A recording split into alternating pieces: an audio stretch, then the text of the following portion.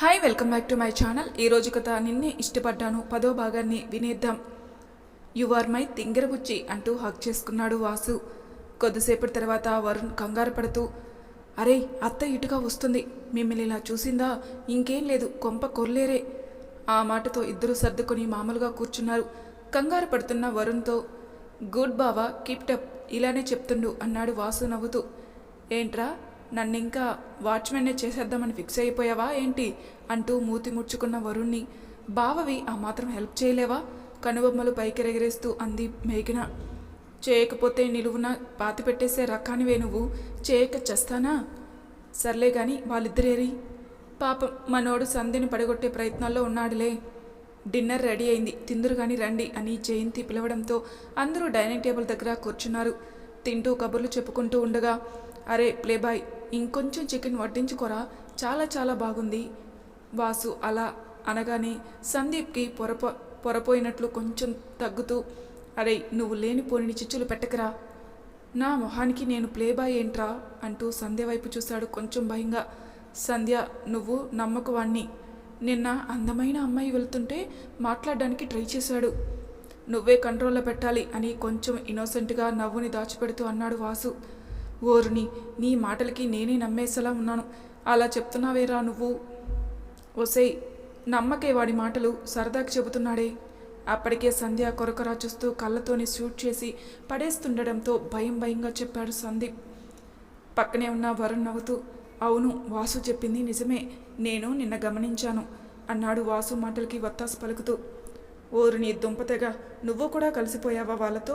ఒసేయ్, నీకు దండం పెడతానే, వాళ్ళు జోక్ చేస్తున్నారు, నేనెవరినీ చూడలేదే బాబు. పాపం సందీప్ని ఓ ఆట ఆడుకుంటున్నారు. కాసేపటికి మేఘన, పాపం అన్నను తెగ ఆడుకుంటున్నారు. ఈ చెల్లి నీకు ఫుల్ సపోర్ట్గా ఉంటుంది. నా ఫ్రెండ్తో మాట్లాడడానికి నువ్వు ట్రై చేసిన సంగతి వీళ్ళలా సంధ్యకి నేను చెప్తానా ఏంటి అంది నవ్వుతూ. సందీప్ ఏడు ముఖంతో, మేఘన నువ్వు కూడానా? సందీప్ అవస్థలు చూసి పడి నవ్వుకుంటున్నారు అందరూ. సరే మేఘన, రేపు కలుద్దాం. వరుణ్ బాయ్. బయటకొస్తూ, బాయ్ సంధ్య. రే, చెల్లిని జాగ్రత్తగా తీసుకెళ్ళు అన్నాడు వాసు సందీప్తో. పుల్ల పెట్టావుగా, ఇప్పుడు ఏది ఇదేమంటుందో ఏమో, నాకు చుక్కలు చూపిస్తుందిలే. వాసు ముసిగుసుగా నవ్వుతూ, అలిగితే బతిమలాడుకోవడంలో ఉన్న కిక్కే వేరు అంటూ అక్కడి నుంచి వెళ్ళిపోయాడు. కొంత దూరం వచ్చాక కూడా సంధ్య సైలెంట్గా ఉండడంతో, ఏంటి ఫైర్ బ్రాండ్, ఏం మాట్లాడకుండా సైలెంట్గా ఉన్నావు? మేం ఏం మాట్లాడతాంలే మీతో మాట్లాడే వాళ్ళు చూసేవాళ్ళు వేరే ఉన్నారుగా. అబ్బో, దీనికి బాగా కాలింది. ఒసేయ్, వాడేదో జోక్గా అన్నాడే, అయినా ఇదేం పోయే కాలమే నీకు. నా లవ్ యాక్సెప్ట్ చేయవు, ఎవరైనా చూడబోతే కళ్ళతోనే కాల్చి చంపేస్తావు, ఇదేం కాన్సెప్టే? సందీప్ మీద చట్టమని కొట్టి, కాన్సెప్ట్ కావాలా? కాన్సెప్టు చెప్తాను విను. ఒక్కసారి ఎవరినైనా చూసావని తెలిస్తే పీక పిసికి చంపేస్తాను. ఈ జీవితానికి నన్నే చూడాలి, నాతోనే మాట్లాడాలి, నన్నే ప్రేమించాలి. ఎవరినైనా చూసావో కళ్ళు పీకి గోళీలాట ఆడుకుంటాను, ఏమనుకుంటున్నావో? మహాతల్లి, అన్నంత పని చేయగలవు నువ్వు, నీకో దండమే బాబు, నిన్నే ప్రేమిస్తున్నానమ్మా అంటూ వంగి దండం పెడుతున్న సందీప్తో ఎవరో వచ్చారు. టక్కున పక్కకు తిరగగానే బుగ్గ మీద ముద్దు పెట్టేసి లోపలికి వెళ్ళింది. బుగ్గని నిమురుకుంటూ, ఇంత క్యూట్గా వార్నింగ్ ఇచ్చినాక ఇంకెవరిని చూస్తాను? ఉదయం కరెక్ట్గా 9 గంటలకి వాసు రెడీ అయ్యి సంజనాకి ఫోన్ చేశాడు. నిన్ను కలవాలి, ఒక ఇంపార్టెంట్ విషయం, నీతో మాట్లాడాలి. నువ్వు ఎప్పుడు జాగింగ్ చేసే పార్క్ దగ్గరికి వస్తావా? హా అంటూ ఫోన్ పెట్టేసింది. తనే కలుద్దామని అడగబోయేంతలో వాసు ఫోన్ చేయడంతో ఎందుకో మనసంతా ఉద్వేగంగా మారిపోయింది. ఏరా, కాలేజీకి వెళ్ళవా? లేదు, మా ఫ్రెండ్ని మీట్ అవ్వాలి అంటూ మేఘనాని పికప్ చేసుకుని పార్కుకు బయలుదేరారు. 5 నిమిషాలకు ఒకసారి గేటు వైపు చూస్తూ టెన్షన్ ఫీల్ అవుతున్నావు. వాసుతో, ఎందుకంటే టెన్షన్ పడుతున్నావు? సంజన అర్థం చేసుకుంటుంది మన విషయం. నీకు తెలియదు మేఘన, అది చాలా మొండిది అని ఇంకా ఏదో చెప్పబోతుండగా మేఘన ఫోన్ రావడంతో సైలెంట్ అయ్యాడు. చెప్పు చందు, ఏంటి? కుదరదు, ఫ్రెండ్ని మీట్ అవ్వాలని పార్క్ దగ్గరికి వచ్చాను. ఏంటి 5 నిమిషాలు? కొద్దిగా ఆలోచిస్తూ, సరేరా అయితే అని ఫోన్ పెట్టేసింది. ఎవరు? చందు, ఏదో మాట్లాడాలంట. కుదరని చెప్తే 5 నిమిషాలు చాలని బ్రతిమలాడుతుంటే సరే రమ్మని చెప్పాను. చందు మంచి జోష్లో ఉన్నాడు. గులాబీ పూలు గిఫ్టు తీసుకుని బైక్ స్టార్ట్ చేశాడు. ఒకవైపు టెన్షన్, మరోవైపు సంతోషం, ఒక రకమైన ఉద్వేగం. ఇలాంటి మిక్స్డ్ ఫీలింగ్స్తో ఉత్సాహంగా అటూ ఇటూ చూసి డ్రైవ్ చేస్తున్నాడు. పార్క్ దగ్గరే కావడంతో నడుస్తూ ఆలోచనలతో మునిగిపోయిన సంజనాను చూసి, హే హాయ్ సంజన, ఎక్కడికి? పార్క్కి. నేను అక్కడికే వెళ్తున్నాను, రా ఎక్కు అంటాడు చందు. మౌనంగా బైక్ ఎక్కి కూర్చుంది. డ్రైవ్ చేస్తూ అప్రయత్నంగా మిర్రర్ వైపు చూశాడు. అందులో ఇన్నోసెంట్గా ఉన్న సంజన ఫేస్ చూడగానే ఐస్ క్రీమ్ పార్లర్లో తనను మొదటిసారి చూసిన సంఘటన తలుచుకుని మేడం గారు ఏదో డేరింగ్ డాషింగ్ ఫైర్ బ్రాండ్ అనుకున్నాడు. కానీ తనతో కలిసి తిరిగిన వారం రోజులు తనకు కొత్త ప్రపంచాన్ని చూపించిన అమ్మాయి. కొంచెం మొహమాటం, అల్లరితనం, చిలిపి చేష్టలు ఇవన్నీ కలగలిపిన అందమైన అమ్మాయి అనిపించింది. ఇలా సంజన గురించి తను ఆలోచిస్తుంటే సంజన మాత్రం వాసు గురించిన ఆలోచనలతో నిండిపోయింది. ఎదురుగా అడ్డదిడ్డంగా వస్తున్న లారీని గమనించనే లేదు ఇద్దరు. ఆలోచనలోంచి బయటకొచ్చిన సంజన లారీని చూసి చందుని అలర్ట్ చేయబోతుండగానే వేగంగా వచ్చి ఒక గుద్దు గుద్దేసింది. రెప్పపాటు కాలంలో జరిగిన పరిమాణంతో చందు ఎగిరెళ్ళి ముళ్ళపొదల్లో పడ్డాడు. పడగానే తలకు దెబ్బ తగలడంతో రక్త ధారాపాతంగా కారిపోతుంది. వెనకంతా ముళ్ళు గుచ్చుకొని వీపంతా పచ్చి పుండులా తయారైంది. చందు పరిస్థితి ఇలా ఉంటే సంజన పరిస్థితి ఇంకా దారుణంగా ఉంది. లారీ కొట్టేసిన ఫోర్స్కి వెనక కూర్చోవడం వల్ల ఎగిరి రోడ్డు మీద పడి ఆ ఫోర్స్కి ఈడ్చికెళ్ళినట్టు కొంచెం దూరం వెళ్ళి కొన ఊపిరితో కొట్టుమిట్టాడుతుంది. చందు పడుతూ లేస్తూ సంజన ఎక్కడ పడిపోయిందని కంగారుగా అటు ఇటు చూశాడు. రక్తపు మడుగుల్లో అల్లంత దూరం పడి ఉన్న సంజన తన వైపే దీనంగా చూస్తున్నట్టు, ఆ చేతులు తనని పిలుస్తున్నట్లు. ఆ దృశ్యం చూడగానే తన శరీరం ఎలా సహకరించిందో కూడా తెలియదు. వెంటనే లేచి పరిగెత్తుతూ సంజన అని అరుస్తూ ఆమెను తన ఒళ్ళోకి తీసుకుని, సంజన సంజన. అతడి మాటలు ఆమె చెవులకి చేరట్లేదు. కళ్ళు మెల్లగా మూతలు పడ్డాయి. బుగ్గల మీద కొడుతూ, సంజన సంజన ప్లీజ్ ఒకసారి చూడు, నన్ను చూడవే ప్లీజ్. ఆమె నుంచి ఎటువంటి రియాక్షన్ లేకపోవడంతో కళ్ళ నిండా కన్నీళ్లతో, నన్ను ఒంటరివాణ్ణి చేయకే ప్లీజ్, నన్ను వదిలిపెట్టి వెళ్ళకు. బిగ్గరగా ఏడుస్తూ తల నుంచి కారిపోతున్న రక్తాన్ని భుజాలతో తుడుచుకుంటూ తనని లేపడానికి ట్రై చేస్తున్నాడు.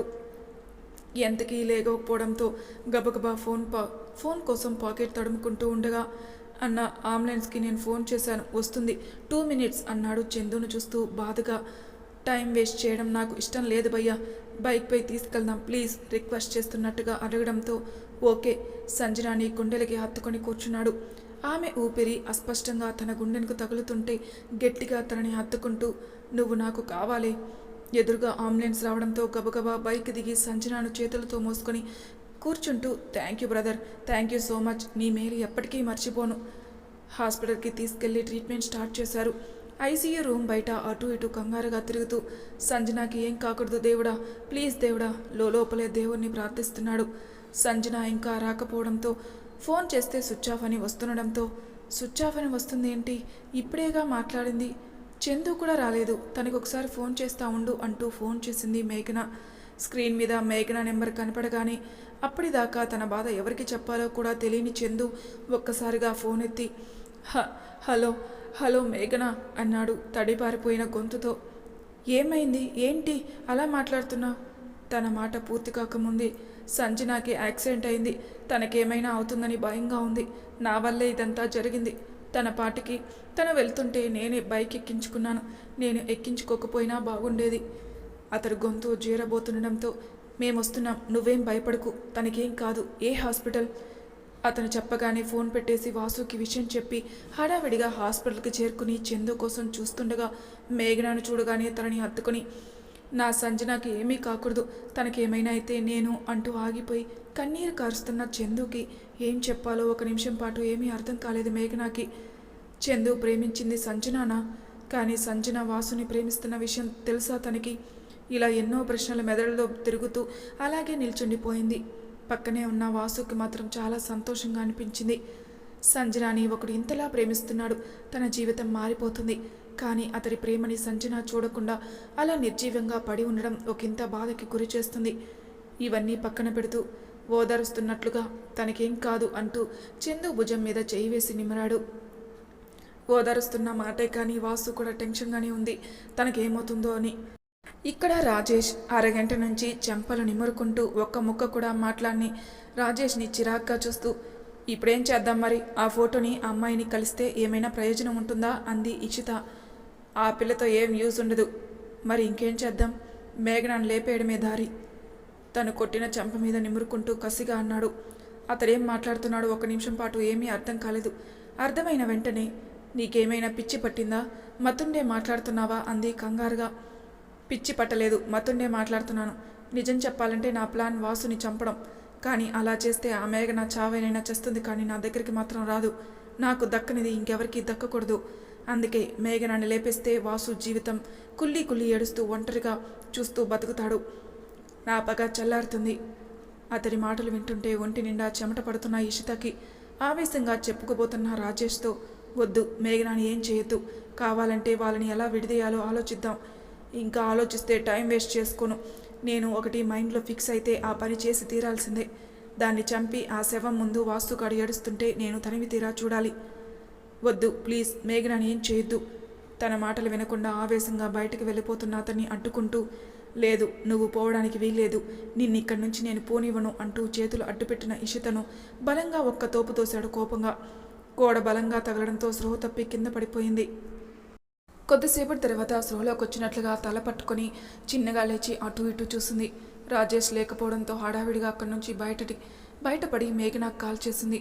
తను ఎంతకు లిఫ్ట్ చేయకపోవడంతో కాల్ లిఫ్ట్ చేయి మేఘన. ఒక్కసారి ఏం చేయాలి ఇప్పుడు, ఏం చేయాలి? తనలో తాను మదన పడిపోతూ ఫోన్ ఎలాగో ఎత్తడం లేదు. ఇంటికి వెళ్ళడమే కరెక్ట్ అనుకుని మేఘన వాళ్ళ ఇంటికి స్టార్ట్ అయింది ఇషిత. ఆ ముగ్గురు టెన్షన్ పడిపోతూ, ఇప్పుడు పార్క్లో ఏం జరుగుతుందంటావు అన్నాడు వరుణ్ టెన్షన్గా అటు ఇటు తిరుగుతూ. మేఘన కూడా వెళ్ళిందిగా, తనని ఎలాగైనా కన్విన్స్ చేసిద్దిలే అంది సంధ్య. అది చాలా మొండిది, ఎవరి మాట వినదు. పాపం వాళ్ళిద్దరిని చాలా ఇబ్బంది పెడుతుందేమో అక్కడ అన్నాడు సందీప్ సంజన గురించి తెలిసిన వాడిలా. వీళ్ళిలా టెన్షన్ పడుతుంటే అప్పుడే అక్కడికి వచ్చిన ఇషిత కంగారు పడుతూ మేఘన మేఘన అంటూ అరుస్తూ లోపలికి వచ్చింది. తనని చూడగానే ఒక రకమైన అసహ్య భావం వాళ్ళ కళ్ళల్లో కనిపించింది. అవన్నీ పట్టించుకునే స్థితిలో తను లేదు. అందరూ అక్కడే ఉన్న తనకు కావాల్సిన మనిషి మాత్రం లేకపోవడంతో చుట్టూ చూస్తూ, మేఘన ఎక్కడే? బయటికెళ్ళింది అంది సంధ్య ఎటో చూస్తూ. బయటకంటే ఎక్కడికి అంది కంగారుగా. ఏమో నాకు చెప్పలేదు అంది నిర్లక్ష్యంగా. సంధ్యతో మాట్లాడుతూనే వాసు కూడా ఫోన్ చేసింది. మేఘన తన దగ్గరికి ఏమైనా వెళ్ళిందేమోనని. అతడు కూడా ఫోన్ ఎత్తకపోవడంతో వీళ్ళకి ఏమైంది, ఎందుకు ఫోన్ ఎత్తడం లేదు? సరే, నేను వాసు వాళ్ళ ఇంటికి వెళ్తాను అంటూ గబగబా బయటికి వెళ్తున్న ఇషిత చేయి పట్టుకొని బలంగా వెనక్కు లాగి, ఎందుకే వాళ్ళిద్దరి మధ్యలోకి దూరటానికా? ఇషిత ఆశ్చర్యంగా చూస్తుండడంతో, మాకు తెలిసిపోయిందే, రాజేష్ గారికి ఆ ఫోటోలు ఇచ్చింది నువ్వేనని, వాసుని ప్రేమిస్తున్నావన్న విషయం కూడా తెలిసిపోయింది. దాని గురించి మాట్లాడడానికి సమయం ఇది కాదు, నన్ను వెళ్ళని ప్లీజ్ అంటుంది ఇషిత. అక్కడ రాజేష్ గారు మేఘనాని చంపడానికి ప్లాన్ చేశాడు. అది ఎక్కడుందో చెప్పవే. ఏంటి, మళ్ళీ ఇదొక కొత్త నాటకమా? నిన్ను చూడాలంటేనే అసహ్యంగా ఉంది. ఫ్రెండ్ ప్రేమించిన వాడిని ప్రేమిస్తూ మంచిగా నటిస్తూ వాళ్ళిద్దరిని దూరం చేయాలనే ఆలోచన నీకు వచ్చినందుకు సిగ్గుగా లేదు? అయినా నీకు ఆకాశ్ ఉన్నాడు కదే, వాడిని ఉంచుకొని కూడా వాసుని ప్రేమించడానికి సిగ్గులేదే? బెస్ట్ ఫ్రెండ్ అయిన సంధ్యనే అలా మాట్లాడుతుంటే కళ్ళల్లో నీళ్లు గిర్రన తిరిగి సోఫాలో కూలబడి, నా గురించి ఏం తెలుసని మాట్లాడుతున్నావు? అవును, మొట్టమొదటిసారిగా నేను వాసుని చూడగానే ప్రేమించాను. కానీ ఎప్పుడు మేఘన ప్రేమించిందని తెలిసిందో అప్పుడే డ్రాప్ అయిపోయాను. దానికోసం నా ప్రేమను వదిలేసుకున్నాను. ఆకాష్ పరిచయం అయ్యి ప్రపోజ్ చేసి ఒక కొత్త లోకం పరిచయం చేసి వాడే లోకంగా మారిపోయాడు. తర్వాత కొద్ది రోజులు బాగానే గడిచింది. మెల్లమెల్లగా వాడిలో మార్పు. ప్రతి చిన్న విషయానికి అనుమానించేవాడు. ఎవరితైనా మాట్లాడితే ఎందుకు మాట్లాడుతున్నావు ఏంటి అంటూ నాతో గొడవ పెట్టుకునేవాడు. తనని ఎలాగైనా మార్చుకుందామనుకున్నాను, కానీ వాడు మాత్రం ఇంకా ఎక్కువగా టార్చర్ చేయడం మొదలుపెట్టాడు. అలాంటప్పుడు పిచ్చెక్కి ఏం చేయాలో, నా బాధ ఎవరికి చెప్పుకోవాలో తెలియక నరకం అనుభవించాను. నేను అలా బాధపడుతున్న సమయంలో వాసు మేఘన క్లోజ్ అయిపోవడం, వాళ్ళిద్దరు నవ్వుతూ సంతోషంగా ఉంటే, మేఘన ప్లేస్ నాదే కదా, ఆ సంతోషం మొత్తం నాకే కదా దక్కాల్సింది. ఎలాగైనా మేఘనను దూరం చేసి నేను వాసుకి దగ్గరైపోవాలనుకున్నాను. కానీ నేను దాని ప్రాణం తీయాలని ఏనాడూ అనుకోలేదు. ప్రాణాలు తీసేంత పాపిష్టిక దాని కాదు. ఇషిత కన్నీళ్లు పెట్టుకుంటూ చెప్తుంటే అక్కడున్న వాళ్ళందరికీ గుండె ఒక్కసారిగా బరువెక్కిపోయింది. ఇషిత తల నిమురుతూ, దాని ప్రాణాలు తీయడం అనుకోలేదు, బాగుంది, కానీ వాడంటే దానికి ప్రాణమే. అలాంటి వాడిని తన నుండి దూరం చేయాలనుకుంటే అది ప్రాణాలతో ఎలా ఉండుద్ది? ఒకవేళ ఉన్నా అది బతుకున్న శవం కిందే లెక్క. ఈ చిన్న లాజిక్ ఎలా మిస్ అయ్యావే అంది సంధ్య మందలిస్తున్నట్లుగా. ఇషిత ప్రత్యాత్తాపంతో తలదించుకొని, సారీ, నేను ఇంకెప్పుడు అలాంటి పనులు చేయను, ప్రామిస్. మనుషులు మంచోళ్లే, కానీ పరిస్థితులు ఆ మనిషిని చెడ్డవాణ్ణి చేస్తాయి అన్నాడు వరుణ్ ఇషితని సపోర్ట్ చేస్తున్నట్లుగా. ముందు పార్క్ వెళ్దాం పదండి, మేఘన అక్కడే ఉంది. రాజేష్ ఏం చేస్తాడో ఏమో. సందీప్ అలా అనడంతో అందరూ బయలుదేరారు. తనకు ట్రీట్మెంట్ జరుగుతుంది, నువ్వు కూడా ట్రీట్మెంట్ తీసుకుందురు కానీ రా. నాకేం కాలేదు, నేను బాగానే ఉన్నాను అంటున్న చందు మాట వినిపించుకోకుండా అక్కడి నుంచి అతన్ని ట్రీట్మెంట్ కోసం తీసుకెళ్లాడు వాసు. పనిలో పనిగా సంజన వాళ్ళ అమ్మానాన్నలు కూడా ఫోన్ చేసి విషయం చెప్పి హాస్పిటల్కి రమ్మన్నాడు. వాసు చెప్పిన మాటలు వినగానే గుండెల్లో దడ పుట్టింది. ఎందుకు సంజనాకి ఇలా జరుగుతుంది? 2 సార్లు తను చనిపోవాలనుకుంది. 3వసారి ఇలా యాక్సిడెంట్ అవ్వడం ఎందుకు ఇలా జరుగుతుంది? ఆ దేవుడు తనపై జాలి చూపించడా? తమకు అలవాటైన కన్నీళ్లు తెలియకుండానే తమ కళ్ళల్లో నుంచి జారిపోతున్న విషయం కూడా తెలియట్లేదు ఇద్దరికి. తనెక్కడ, ఎలా ఉంది? తనకు ఐసీయూ నుంచి డాక్టర్ బయటికి వస్తుండడం గమనించగానే అందరూ ఒక్కసారిగా చుట్టుముట్టి ఎలా ఉంది డాక్టర్ తనకి అడిగారు కంగారుగా. కరెక్ట్గా సమయానికి తీసుకొచ్చారు. ఓ 5 నిమిషాలు అటు ఇటు అయినా సంజన మనకు దక్కేదే కాదు. Thank you so much doctor. నీకు థ్యాంక్స్ ఎలా చెప్పాలో నాకు తెలియట్లేదు. జన్మంతా రుణపడి ఉంటాను. కన్నీళ్లతో సంజన తండ్రి అలా అంటుంటే, నాకు కాదురా, అదిగో ఆ అబ్బాయికి చెప్పు. తనకన్ని దెబ్బలు తగిలినా ఓర్చుకొని సంజనాన్ని చేతుల్లో మోసుకొని తీసుకొచ్చాడు. నేనే షాక్ అయ్యా. తనకు బాగా లేని స్థితిలో కూడా సంజనాన్ని జాగ్రత్తగా తీసుకుని రావడం నిజంగా గొప్ప విషయం.